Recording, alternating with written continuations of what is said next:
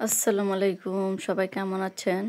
আজকে লাঞ্চে কি ছিল সবই আপনাদের সাথে শেয়ার করব এই ভিডিওতে। প্রথমে দেখাচ্ছি এখানে চিকেন রান্না করেছি আলু ছাড়া। তারপর রান্না করেছি বাঁধাকপি ডিম দিয়ে ভাজি করেছি।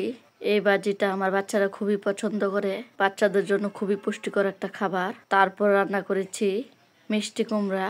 মিষ্টি কুমড়াটা কাঁচা ছিল। মিষ্টি কুমড়া রান্না করেছি চিংড়ি মাছ শুটকি দিয়ে। তারপর রান্না করেছি প্রতিদিনের মতো সাদা ভাত। যেহেতু বাচ্চারা কোনো কিছু খাওয়া সম্ভব না, আমরা মাছে ভাতে বাঙালি, একবেলা ভাত না খাওয়া হলে মনে হয় কতদিন ধরে খাই না। এগুলাই ছিল আমার আজকে দুপুরে রান্না বান্না। আমি প্রত্যেকদিন কি রান্না করি সবই আপনাদের সাথে শেয়ার করি। আমার এই ভিডিওগুলো আপনাদের কাছে ভালো লাগলে প্লিজ লাইক কমেন্ট শেয়ার করে দিবেন। সবাই আমার পেজের পাশে থাকবেন, আমাকে সাপোর্ট করবেন। আমার প্রতিদিনের নিত্য নতুন সবকিছুই আপনাদের সাথে শেয়ার করি, কারণ আমার কাছে খুবই ভালো লাগে।